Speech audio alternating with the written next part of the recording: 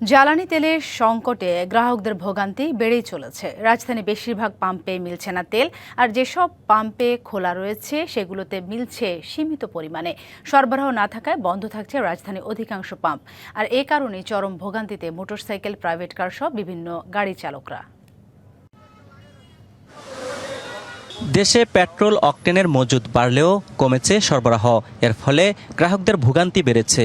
গত সপ্তাহে অকটেনের একটি জাহাজ দেশে প্রবেশ করেছে। 17 এপ্রিল আরও একটি অকটেনের জাহাজ আসার কথা থাকলেও কিছুতেই কমছে না গ্রাহকদের ভোগান্তি। বুধবারও এসেছে ডিজেলবাহী জাহাজ, কিন্তু পাম্পগুলোর দৃশ্য অপরিবর্তিত। গ্রাহকরা বলছেন, রেশনিং পদ্ধতিতে তেল নিতে অপেক্ষা করতে হচ্ছে ঘন্টার পর ঘন্টা। কর্মঘণ্টা ব্যাহত হওয়ায় বিপাকে তারা।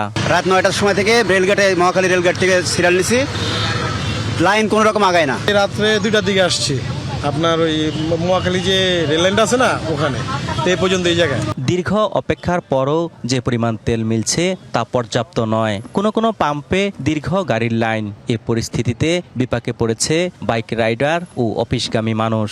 এত সিরিয়াল দিয়ে 4 ঘন্টা 5 ঘন্টা সিরিয়াল দিয়ে তেল নেওয়া যায়? কতক্ষণ সম্ভব একটা লোকের 4 ঘন্টা 5 ঘন্টা সিরিয়াল দিয়ে দাঁড়াবার? RICL TMX, যুগের পর যুগ স্থাপনা থাকে মজবুত।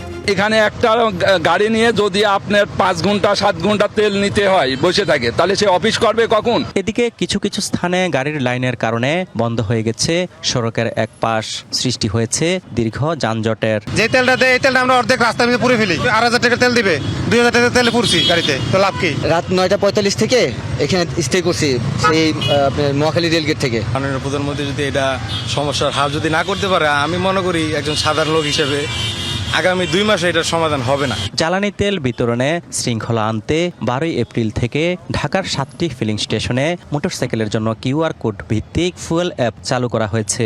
এই ব্যবস্থায় সর্বোচ্চ 1000 টাকার তেল নেওয়া যাচ্ছে। অজিত সরকার, DBC নিউজ, ঢাকা।